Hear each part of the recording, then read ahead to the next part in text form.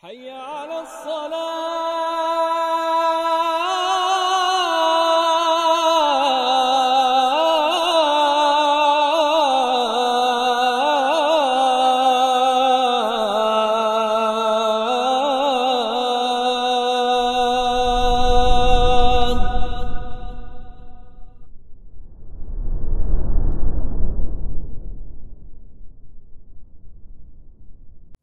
إن الحمد لله نحمده ونستعينه ونستغفره ونعوذ بالله من شرور أنفسنا وسيئات أعمالنا من يهده الله فلا مضل له ومن يضلل فلا هادي له أشهد أن لا إله إلا الله وحده لا شريك له وأشهد أن محمدا عبده ورسوله لا نبي بعده فإن أصدق الحديث كتاب الله وخير الهدي هدي محمد صلى الله عليه وسلم وشر الأمور محدثاتها وكل محدثة بدعة وكل بدعة ضلالة وكل ضلالة في النار أما بعد. Para bapak sekalian yang dirahmati oleh Allah Azza wa Jalla dan juga para ummahat yang dirahmati oleh Allah, kita lanjutkan kajian kitab Sunan Abi Dawud rahimahullah di hadis nomor 287, masih berkaitan dengan masalah haid dan istihadahnya perempuan atau istri. Di sini Abu Dawud rahimahullah beliau mengatakan haddatsana Zuhair bin Harb wa ghairuhu qala haddatsana Abdul Malik bin Amr haddatsana Zuhair bin Muhammad an Abdullah bin Muhammad bin Aqil عن إبراهيم بن محمد بن طلحة عن عمه عمران بن طلحة عن أمه حمنة بنت جحش قالت كنت أستحاض حيضة كثيرة شديدة.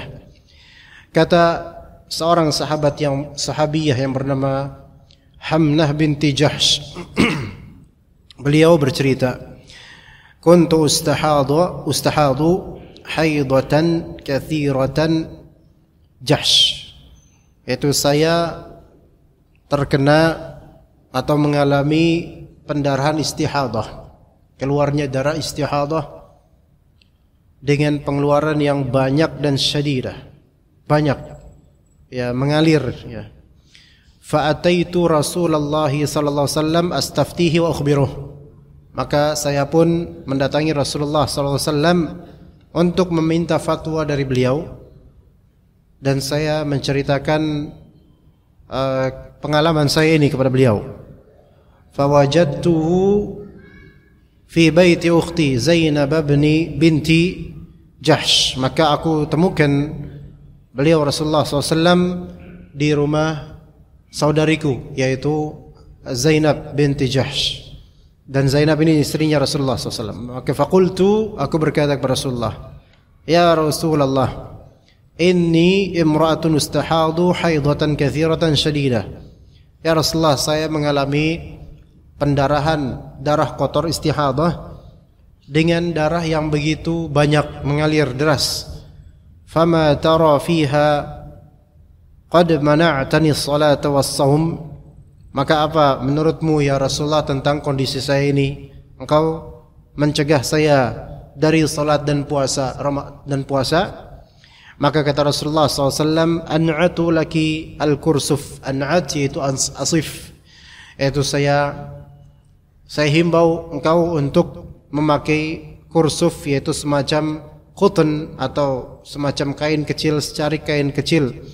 Fa innahu yudhibud dam, ya maksudnya kain kecil tersebut, kursuf tersebut dioleskan ke bagian kemaluanmu yang keluar darinya darah. Sesungguhnya seutas dari kain tersebut itu akan menghilangkan darah tersebut, ya, karena darah itu darah istihadah, beda dengan darah haid. Darah istihadah yang keluar bukan di jam atau bukan di siklus haid. Maka kemudian kata Hamnah, huwa aktsaru min dzalik, ya Rasulullah, yang keluar itu lebih dari itu, enggak cukup dengan kursuf, yaitu kain kecil. Maka kemudian kata Nabi SAW, fattakhidhi thawba, maka ya sudah, ambil pakaian, yaitu kain tebal yang lebih tebal lagi, pakaian gitu loh. Maka kata Hamnah, huwa akthar min dzalik, ya Rasulullah, darahnya itu lebih ngocor lagi, sehingga itu enggak cukup kain tebal itu. Maka kemudian, innama athujju thajja, ya Rasulullah, saya itu keluar begitu deras darah istihadahnya. Maka kata Rasulullah SAW, ya sudah kalau gitu begini, sa'amuruki bi amrayni ayyuhuma fa'alti ajza'a anki minal akhar. Saya akan memerintahkan engkau wahai Hamnah, ini iparnya ya, saya akan memerintahkan engkau wahai Hamnah dengan dua perkara. Pilih salah satunya, mana yang salah satunya kamu lakukan, maka itu sudah mencukupi, enggak perlu yang lainnya. Ya, maka di sini wa in qawiti alaihima fa anti a'lam. Tapi kalau misalnya engkau memang kuat melakukan kedua pilihan ini, dua-duanya engkau lakukan, fa anti a'lam, maka engkau lebih tahu kekuatanmu seberapa. Engkau lebih tahu apakah engkau mampu melakukan keduanya. Maka kata Nabi sallallahu alaihi wasallam kemudian, jadi ada dua opsi. Innama hadhihi raqdatun min raqadatis syaitan. Fatahayyadi 6 ayyamin atau 7 ayyamin fi ilmillah. Sesungguhnya darah istihadah ini adalah raqdah, yaitu harakah, gerakan dari gerakan-gerakan syaitan.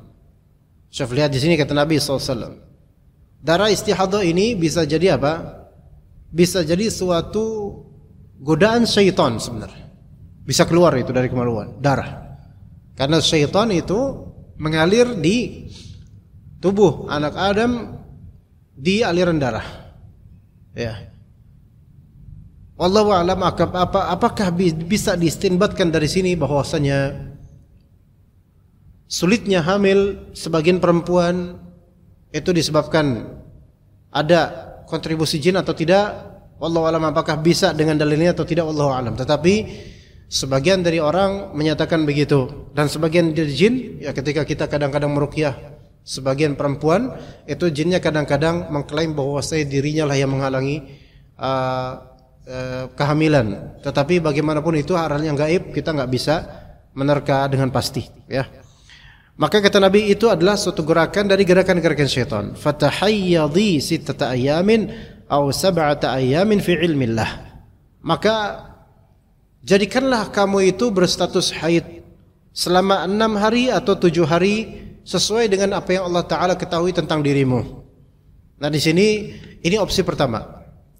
Apakah engkau mau seperti ini nih? Misal, ketika terus menerus keluar darah dan banyak, ya, dan sepertinya Hamnah ini termasuk perempuan yang mutahayyirah. Termasuk perempuan yang mutahayyirah. Apa itu perempuan yang mutahayyirah? Perempuan yang mutahayyirah adalah perempuan yang tidak mampu untuk membedakan mana darah haid dan mana darah istihadah. Ya. Dan mungkin darah istihadahnya itu serupa mirip dengan darah haidnya, sehingga bingung, ya. Mutahayyirah, tahayyur itu bingung. Ya. Biasanya perempuan yang enggak ngerti itu biasanya mubtadaah, yaitu perempuan yang baru-baru mengalami haid. Tapi ini sepertinya tidak seperti itu. Melainkan sudah lama mengalami haid dan kemudian terjadi istihadah padanya, dan dia tidak mampu. Perempuan ini, yaitu Hamnah, tidak mampu sepertinya untuk membedakan. Maka ketika seperti itu, dan dia belum mengalami menopause, belum usia normal menopausnya perempuan. Biasanya 50, 55, ya 60 itu menopause.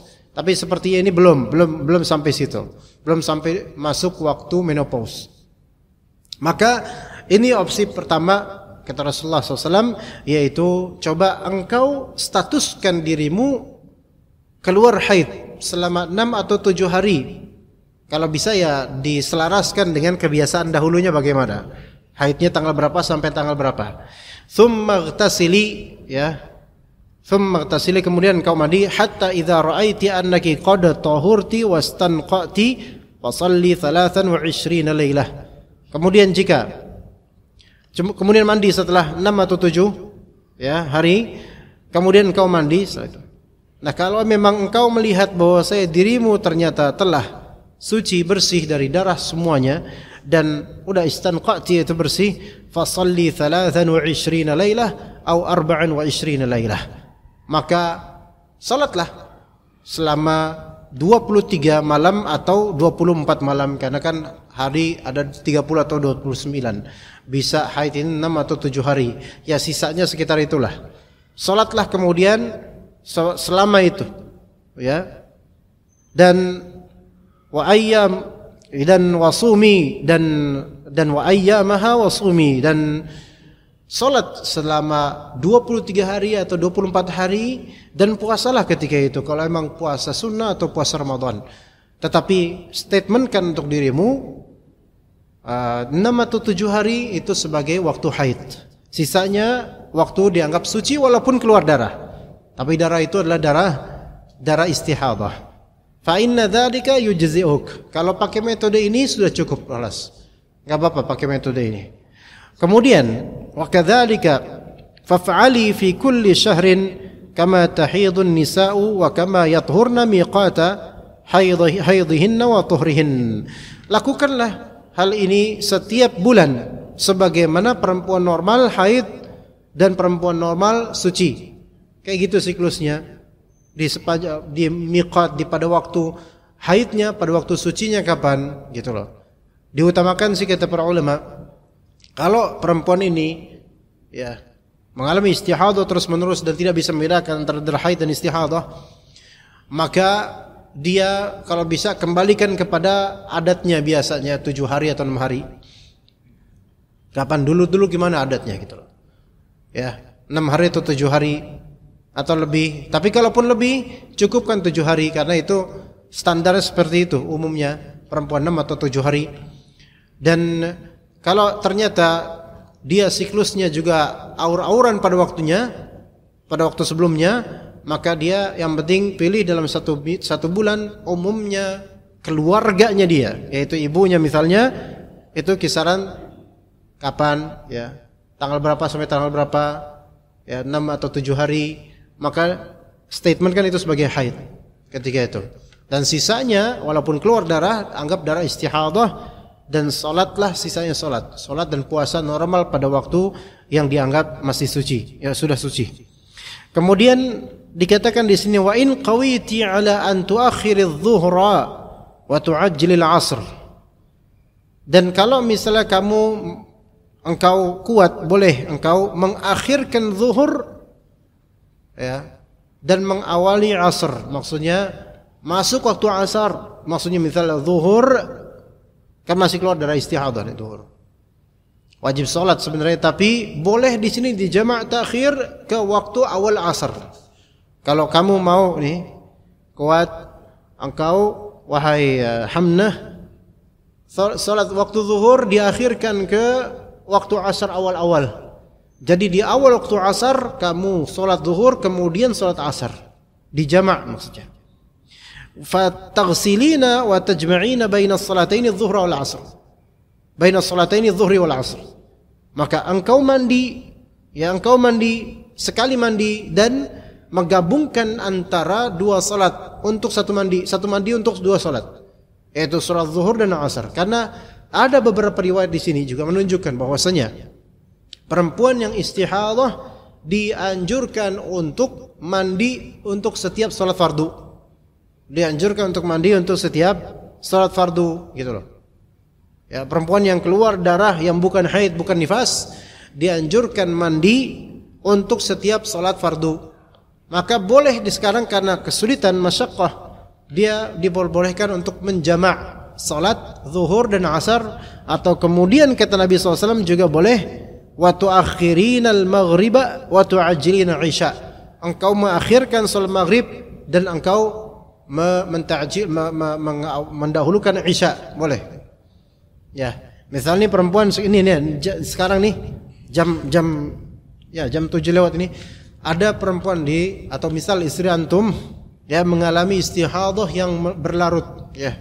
Yang mana ini darah keluar dari siklus normalnya haid ya. Maka kemudian kan pengen mengikuti anjuran untuk setiap salat itu dianjurkan mandi istihadah, dianjurkan mandi ya gitu untuk setiap salat fardu maksudnya.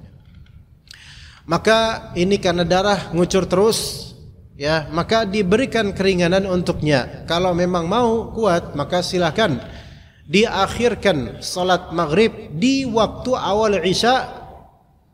Nah, jadi mandi dulu tuh. Ya, mandi di akhir maghrib atau di awal isya mandi. Dengan niatan mandi karena diperintahkan oleh Nabi SAW mandi istihadah. Maka setelah mandi kemudian, setelah itu apa? Setelah itu salat maghrib, ya, jamaah akhir, dan salat isya 3 dan 4, bukan 3 dan 2. Karena 3 dan 2 itu qasar, maka enggak boleh qasar di sini. Qasar itu biasanya hanya untuk musafir. Ya. Maka ini boleh. Kenapa di sini boleh? Karena orang yang kena istihadah, perempuan yang kena istihadah sebenarnya itu perempuan yang sedang sakit.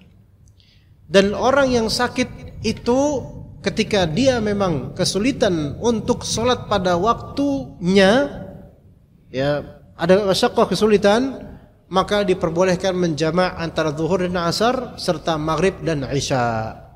Adapun subuh, maka dikatakan di sini wa taghtasilina ma'al fajri faf'ali wa sumi in qadarti 'ala dzalik. Maka engkau mandi di salat subuh, untuk salat subuh untuk engkau mandi, maka lakukanlah itu dan puasalah silahkan jika engkau mampu.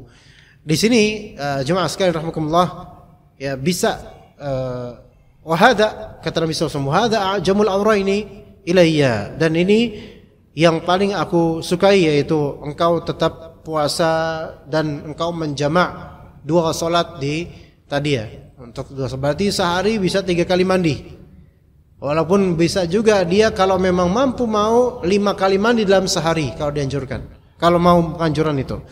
Yaitu sebelum salat subuh mandi istihadah, membersihkan lagi, terus taruh semacam misalnya softex dan semisalnya. Kemudian zuhur, masa zuhur mandi lagi, masa asar mandi lagi, masa maghrib mandi lagi, masa isya mandi lagi, dan ini akan mempersulit misalnya, maka diperbolehkan dia untuk cukup 3 kali mandi saja penganjurannya, yaitu menuju salat subuh dan menuju penjamaan salat zuhur dan maghrib, dan menuju penjamaan salat zuhur dan maghrib tadi, zuhur dan asar, dan penjamaan salat maghrib dan isya. Itu bagi perempuan yang istihadah, karena hakikatnya ini perempuan sakit. Walaupun tubuhnya terasa sehat, tapi keluarnya darah yang panjang dan berlarut berhari-hari sampai mungkin berbulan-bulan itu adalah penyakit, masyaqqah, kesulitan untuk sholat, sulit dan risih, pastinya risih. Ya. Ya, beda dengan penyakit-penyakit kayak bisul kecil, itu enggak perlu untuk jamak sholat, enggak usah, panu, enggak usah sholat. Enggak usah jamak maksudnya. Tetap sholat pada waktunya. Ya. Adapun kalau misalnya penyakit atau sakit yang memang membuat dia terbaring dan sulit nanti, ya, misalnya kadang-kadang orang kena demam, ya, dan sakit keras, harus terbaring di rumahnya. Kadang-kadang ya ada masa-masanya GERD-nya apa itu GERD itu? Panas dalam, ya, apa sebenarnya? Asam lambung suka naik dan seterusnya, dan membuat kacau pikiran, dan ini waktu sholatnya susah. Kalau zuhur nih sholat nggak bisa, ini untuk wudu aja susah, tayamum juga susah, dan pusing, nggak bisa konsentrasi, dan membutuhkan segera harus tidur misalnya, maka fadhal tidur dan kelewat dan boleh niatkan nanti aja saya menjamak sholat nanti setelah asar. Karena apa? Karena sulit, orang seperti sulit. Ya, ketika keadaan sudah agak enakan maka ini boleh. Tapi ini ketika apa? Ketika lagi sakit dan sulit seperti itu. Sebagian dari jemaah yang dia memang mendapatkan kesulitan di jalan pulang, ya, kadang-kadang diperbolehkan untuknya untuk menjamak takhir salat maghrib menuju ke isya ketika memang dia terjebak dalam kemacetan. Namun sebaiknya jangan disengaja selalu seperti itu, melainkan itu kondisional. Kadang-kadang untuk menuju maghrib dia nggak dapat masjid. Nggak dapat masjid. Kita kadang-kadang jalan, ya, dari ini jalan apa yang jalan besar di dekat sini, apa ya namanya? Yang menuju ke Pancoran itu apa ya? Simatupang bukan namanya? Subroto, ya, Subroto. Kadang-kadang macetnya luar biasa. Antum susah nyari masjid di pinggir jalan, sob. Coba. Susah. Maghrib udah lewat. Bahkan sampai Pancoran kemudian susah nemu masjid. Dan masih macet. Khalas. Masalah di trotoar ini susah dilihat orang nanti susah gimana. Nah, yang seperti ini ada masyaqqah seperti ini, maka diperbolehkan untuk menjamak takhir salat karena masyaqqah itu kesulitan. Ya, masyaqqah itu kesulitan. Tetapi kalau bisa cari cara supaya tepat salat waktu. Misalnya di Masjid Al-Falah, maghriban duluan, enggak apa-apalah terlambat ke rumah, yang penting maghrib dapat duluan. Isya mungkin di jalan agak susah, mungkin di rumah tafadhol, karena susah mungkin di jalan, maka khalas, di rumah enggak masalah. Ya, hal-hal seperti ini memang tidak ada di zaman Nabi SAW. Sebagaimana kemacetan enggak ada, mobil aja enggak ada di zaman Nabi. Tapi ketika kondisi seperti Islam itu menerbitkan hukum-hukum yang memang di situ sesuai dengan kaidah-kaidah yang berlaku. Ya begitu. Itu hadis nomor 287. Kita menuju ke hadis dan bab berikutnya. Hadis nomor 288 yang ada keserupaan pembahasan, yaitu bab berikutnya, bab man rawa annal mustahadhata taghtasilu likulli shalah.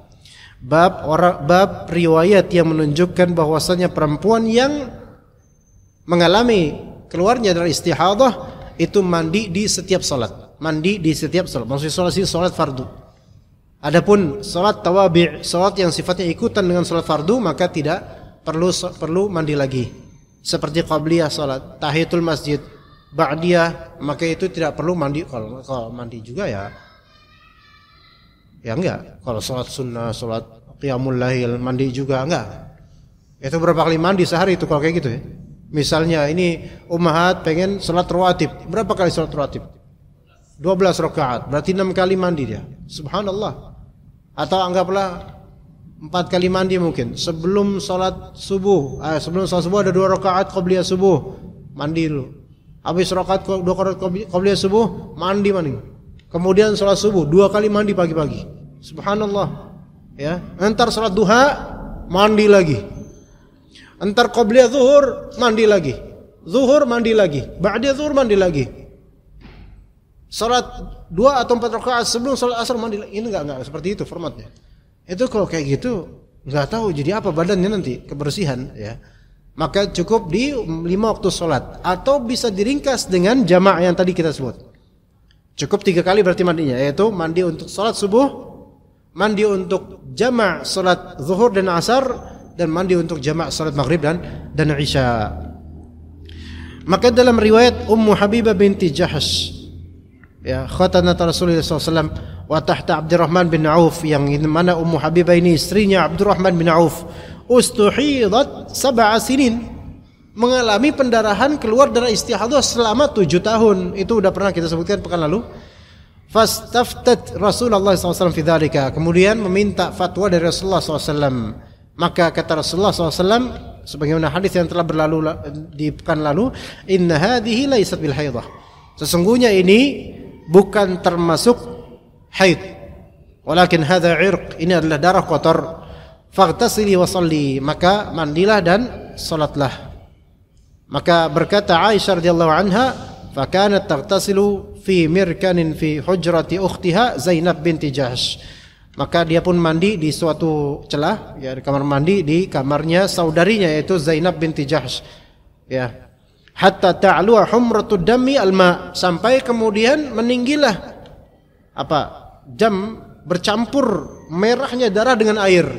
Nah, ketika itu ya, namanya kamar mandi zamannya Rasulullah SAW enggak kayak sekarang. Kamar mandi zaman Rasulullah SAW enggak kayak sekarang. Sekarang ada ubin enak, ada saluran air enak.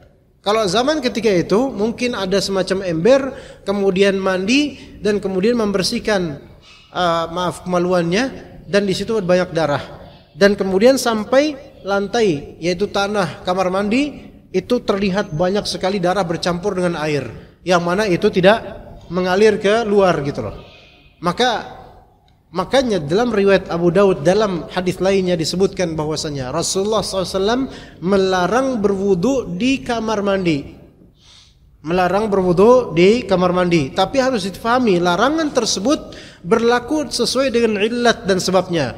Yaitu kata Ibn Raslan, salah satu penjelas atau syarih terhadap kitab Sunan Abi Daud, bahwasanya larangan tersebut yaitu ketika kamar mandi itu tidak memiliki saluran air keluar, sebagaimana banyak di zaman Nabi SAW. Adapun ketika kamar mandi tersebut memiliki saluran air keluar dan najis-najis itu juga keluar, maka diperbolehkan untuk wudu di kamar mandi.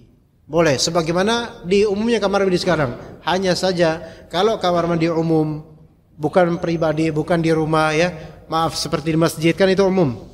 Ya siapa yang bisa menjamin keamanan lantai-lantai dari najis? Kita kan nggak tahu jemaah-jemaah lainnya itu gimana, mereka kencingnya beleberan atau kita nggak tahu. Maka yang afdol adalah, walaupun di masjid kan udah ada keran di sini, ya, udah ada keran, maka lebih afdol wudunya di mana? Di keran yang disediakan oleh pihak masjid. Tidak di dalam kamar mandi yang kita nggak tahu jemaah lain gimana mereka BAB atau BAK-nya, nggak tahu najisnya kemana-mana kan bisa jadi, maka lebih hati-hati itu ya. Tetapi tidak dikatakan bahwasanya mandi wudu di kamar mandi itu dilarang. Dilarang ketika apa? Kamar mandinya tidak ada saluran air mengalir keluar, karena dikhawatirkan itu apa? Masih menggenang darah-darah atau najis-najis ya, seperti itu. Taib. Kemudian di hadis berikutnya 289 dan 290 itu serupa perkataan Aisyah radhiyallahu anha, fakanat taghtasilu likulli salatin, maka Ummu Habibah pun kemudian beliau radhiyallahu anhu mandi untuk setiap salat. Ya, begitu juga di hadis ya. Hadis 291 seperti itu juga. Setiap mau sholat fardu itu mandi. Dan 292 ya seperti itu juga sama. Ini semua hadis-hadis yang sama, namun jalur periwayatannya ada perbedaan, namun intinya adalah sama. Nah, kemudian dalam hadis 293 sama seperti yang tadi hadis Zainab, tapi ini hadis Zainab binti Abi Salamah, anna imra'atan kanat tuhraqud dam. Nah, seorang perempuan itu sering keluar dari istihadah, yang mana perempuan yang dimaksud ini adalah Ummu Habibah juga, yang merupakan istrinya Abdurrahman bin Auf. Dan Rasulullah SAW memerintahkan dia untuk mandi di setiap salat dan kemudian salat, dan dia melakukan hal seperti itu. Kata Aisyah radhiyallahu anha, inna Rasulullah SAW qala fil mar'ati taraf ma yuribuha ba'da tuhur innama hiya atau innama huwa irq. Itu adalah darah kotor.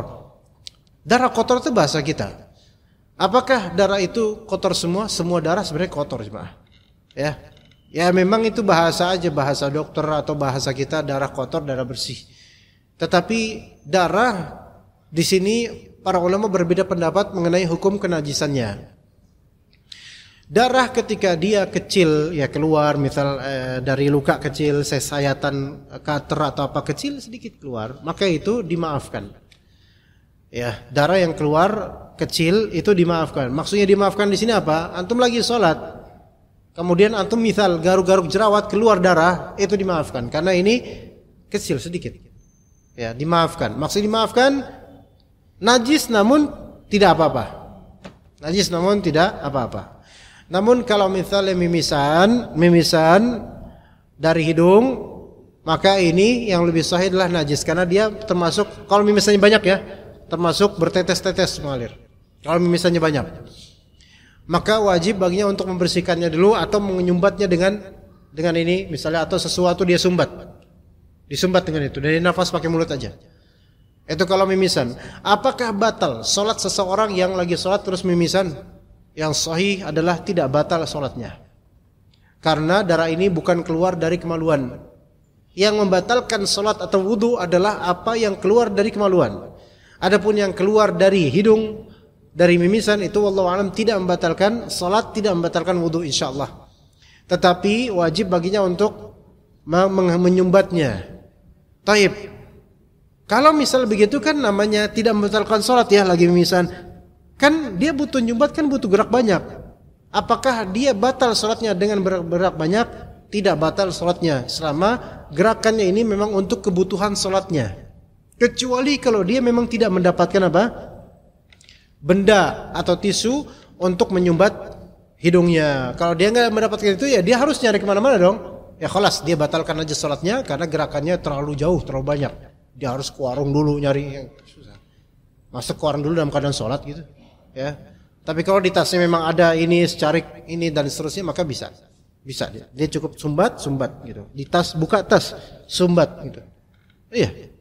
Bahkan kalau dia sholat berjamaah nih, ya, sholat berjamaah. Kemudian antum di saf 2, ya. Kemudian mimisan keluar tuh. Antum enggak perlu membatalkan sholat. Tapi antum ambil ini, boleh. Maju gitu. Maju, ambil ini, sumbat balik. Jemaah lain bingung karena nggak tahu. Iya, ini balik. Yang lain bingung. Bahkan imamnya nengok. Imam nengok spontan nggak apa-apa, nggak batal. Ya. Imam nengok spontan karena nggak sengaja kaget atau gimana nggak masalah. Tapi kalau imam nengok terus negor, nah ini baru ini jangan, itu batal imamnya sholatnya. Nah, jadi pakai ini, ambil, dah. Kalau hitung lihat di sini, gitu. Walaupun mungkin di saf kelima, tapi dia tahu di sini ada tisu, ambil. Kayak main galaksim balik sana dah. Balik udah dipenuhi sama jemaah lain, nah ini repot ya udah balik sana. Tapi nggak batal sholatnya, beneran. Gerakan yang banyak ketika memang itu untuk hajat keperluan stabilitas sholat, maka nggak apa-apa. Nggak apa-apa, beneran. Selama banyaknya ini secara uruf itu nggak berlebihan. Iya, beneran nggak berlebihan. Ya, kayak harus ke warung dulu transaksi, ya itu udah nggak bisa lah kalau gitu mah. Nah, ke warkop dulu mesen kopi, itu udah bukan sholat itu nongkrong, ya. Nah, begitu juga nih jemaah nih. Ini biasanya entah di Al-Falah atau di mana-mana lah. Sebagian dari kita ketika Jumatan, ya, ketika Jumatan itu nggak di silent HP-nya, ya, nggak di silent HP-nya. Kalau pas lagi khutbah, oke lah, ada suara atau ringtone dimatiin itu oke. Nah pas lagi sholat kadang-kadang sebagian jemaah atau kebanyakan jemaah kita nggak ngerti. Dia ringtone-nya, dia HP-nya di kantongnya. Ringtone-nya dangdut koplo pula. Dan sebagian jemaah jadi murojaah, jadi wah lagu lawas nih. Jadi bacaan imam di sholat Jumat nggak kedengeran, yang kedengeran apa? Dangdut. Subhanallah. Dan kemudian orang yang pemilik HP itu bingung. Kata dia udah mati, kalau gue matiin batal sholat gue. Tapi kalau gue nggak matiin, malu gue. Gimana dong? Ya, masa dah terus buka HP terus telepon, kan nggak gitu juga. Apa yang harus dilakukan? Yang harus dilakukan adalah ambil HP-nya, ya reject atau matikan atau gimana lah, atau di apa namanya di volumenya di mute atau gimana gitu. Bukan malah didemin, itu ngerusak sholat orang dan ngerusak sholat dia. Ya, lagu nostalgia lagi gitu kan. Imamnya baca surat Al-Qiyamah, dia malah nostalgia kisah kasih di sekolah. Nah ini nggak nyambung, jadi orang rusak sholatnya, rusak. Memang sah secara fikih, rusak secara amal, pahalanya bisa hilang. Maka wajib baginya untuk menghentikan itu. Tapi saat misalnya saya ada di agak deketan sini, cuman tas saya itu yang tempat HP itu ada di tas saya taruh di pojok sana. Ambil. Tapi saya takut ketahuan. Ya siapa suruh pakai ringtone kayak gitu, itu risiko. Ambil beneran, ambil, udah tutup cepetan.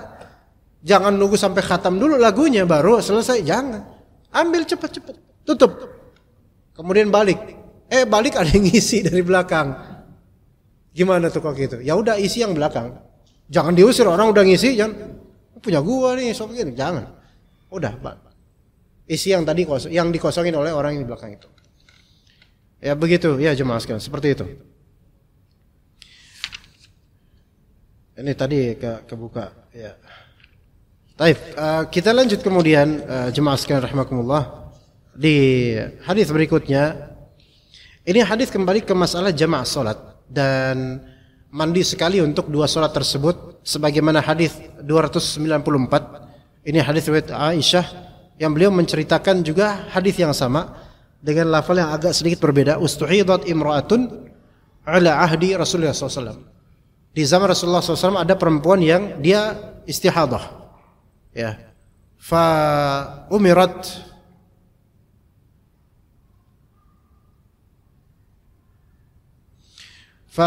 an tu'ajjila al-'asr wa tu'akhkhira adh-dhuhr wa taghtasila lahum ghusla. Maka diperintahkanlah perempuan itu untuk menta'jil, yaitu menta'jil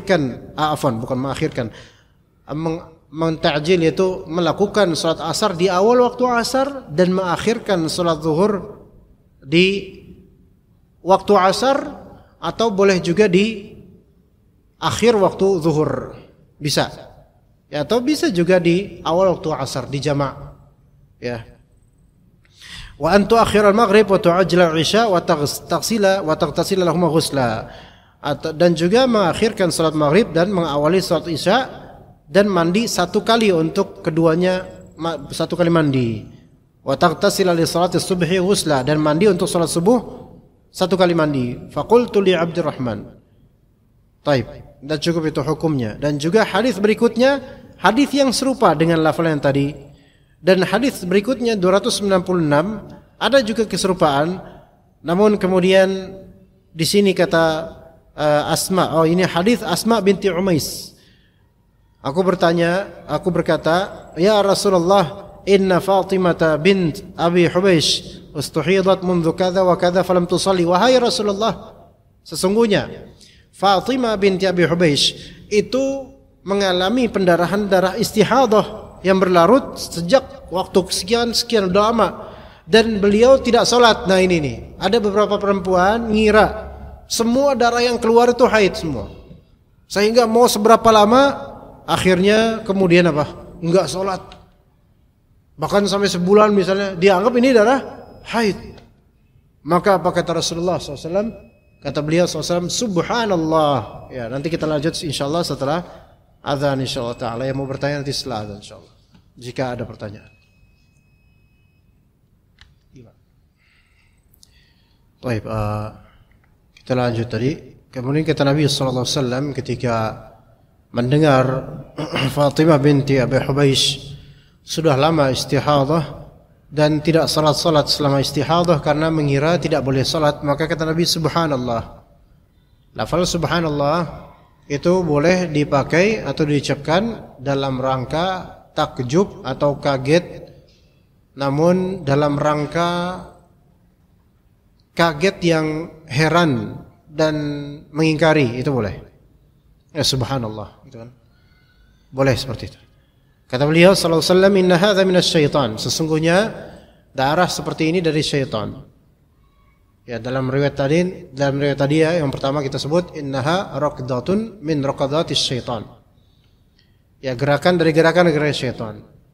Ini menunjukkan bahwa syaitan bisa berkontribusi terhadap peredaran darah dengan izin Allah, dan juga bisa berkontribusi juga terhadap emosi, gejolak darah. Ya, itu bisa dengan izin Allah Azza wa Jalla. Sampai keluar darah dari kemaluan bisa dengan sebab syaitan. Bahkan Nabi SAW mengatakan tidaklah ada kelahiran melainkan ketika dia lahir itu ditikam oleh syaitan, sehingga dia lahir pun dalam keadaan menangis. Pada umumnya manusia seperti itu, kecuali dua orang yang Allah Subhanahu wa taala lindungi dari tikaman syaitan ketika lahiran. Yang pertama Nabi Isa alaihissalam dan ibunya itu Maryam alaihissalam. Ketika Siti Maryam lahir, kata Nabi SAW tidak ditikam oleh syaitan sehingga lahirnya tidak dalam keadaan menangis. Begitu juga Nabi Isa alaihissalam ketika lahir tidak dalam keadaan menangis, dan menangisnya bayi ketika lahir itu semua adalah hasil dari tikaman syaitan di alamnya. Itu kata Nabi SAW. Oleh karena itu ketika Maryam alaihissalam melahirkan Nabi Isa alaihissalam, orang-orang awalnya belum tahu karena tidak ada suara tangisan dari Nabi Isa, dari bayi yaitu Isa alaihissalam. Ya begitu. Tapi kemudian litajlis fi mirkan, cobalah dia duduk di atas sebuah ember. Mirkan itu ina, itu wadah yang di dalamnya berisikan air, itu mirkan. Coba dudukin itu, kemudian dudukin di atasnya sehingga dia bisa mengucurkan darahnya dari kemaluannya ke air yang ada di mirkan atau ember tersebut. Fa idza ra'at sufratan fawqal ma, kalau dia melihat kekuningan di atas air, berarti ini bukan merah banget seperti darah haid, melainkan ada sisi sedikit terang, tidak sekelam darah haid, maka hendaklah fal taghtasil lidzuhri wal 'ashri ghuslan wahida. Hendaklah dia mandi sekali untuk salat zuhur dan asar sekaligus di jamaah. Wa taghtasil al-maghribi wal 'isya ghuslan wahida. Dia silakan sekali mandi untuk maghrib dan isya di jamaah. Wa taghtasil al-fajri ghuslan wahida, dan dia mandi untuk salat subuh sekali mandi pada waktunya. Salat subuh tidak bisa dijamaah dengan salat apapun, harus pada waktunya. Makanya orang itu kalau safar, dia mendapatkan waktu subuh dan dia di kereta misalnya, dan dia baru sampai nanti Gambir atau Pasar Senen misal, dia baru sampai nanti jam 6:30, dan jam subuh itu dia baru sampai di daerah mana misalnya, ya, maka dia nggak boleh menunggu saya nantilah sampai pas Gambir saya sholat di musola di stasiun. Sampai Gambir jam 6:30 itu sudah lewat waktu subuh, nggak boleh. Dia wajib sholat di kereta, apapun keadaannya. Misal di kereta nggak ada air, misal, walaupun nggak ada air, mau tayamum nggak ada debu, walaupun nggak ada debu, khalas sholat pada waktunya, karena nggak bisa dijamaah. Beda kalau misalnya antum misal naik kereta apa misalnya, Senja Utama atau Fajar Utama atau lainnya, ya, kemudian naik kereta dari siang hari dan sampai Gambir atau Pasar Senen jam 8 malam, itu boleh nggak antum jamaah takhir? Ya, ini misalnya kan sampai Gambir jam 8 malam, berarti kan waktu maghrib dan awal waktu isya antum ada di mana? Di kereta, ya, apakah boleh antum sholat di kereta ketika itu? Nggak boleh, kecuali kalau misal kereta itu ada musallanya, dan itu pun lebih afdal antum jamaah takhir dan sholat di stasiun masjid, karena itu antum bisa sholat berdiri dengan sempurna. Kalau ternyata di kereta itu tidak ada musalla dan mengharuskan antum sholat duduk, ya, di atas seat, dan sementara sampai Gambir nanti jam 8 malam, maka antum nggak boleh sholat di kereta. Antum harus sholat di stasiun Gambir, di musallanya, karena kewajiban di antara rukun dalam rukun sholat fardu yaitu harus diri, ya, harus diri. Sholli, kata Nabi SAW, sholli qa'ima, salatlah berdiri, fa illam tastati' fa qa'ida, kalau enggak bisa baru boleh duduk. Itu dalam salat fardu. Dan antum bisa salat berdiri nanti ketika di rest area atau di stasiun, maka harus salat di situ. Maka orang yang salat maghrib dan isya di atas bis, padahal nanti ada rest area jam 9 malam, dia enggak boleh salat di atas bis. Dia harus salat di rest area. Dia harus salat di rest area, enggak boleh di atas bis. Karena di atas bis dia nggak bisa sholat berdiri, dan juga menghadap kiblat juga susah. Dan dia mampunya di rest area, maka wajibnya sholat di rest area, nggak boleh di. Wah, kalau misalnya saya sholat di rest area, ntar jam makan saya kurang dan jam ngerokok saya, masih aja mikir kayak gitu. Karena habis makan ngerokok dulu, itu kan ngabisin waktu juga. Jadi adalah saya sholat maghrib dan isya di mobil saja. Demi apa? Demi bisa merokok setelah makan. Subhanallah. Ini muskilah sebagian orang nih, bahkan ada yang lebih parah, enggak sholat. Ini yang paling parah ini.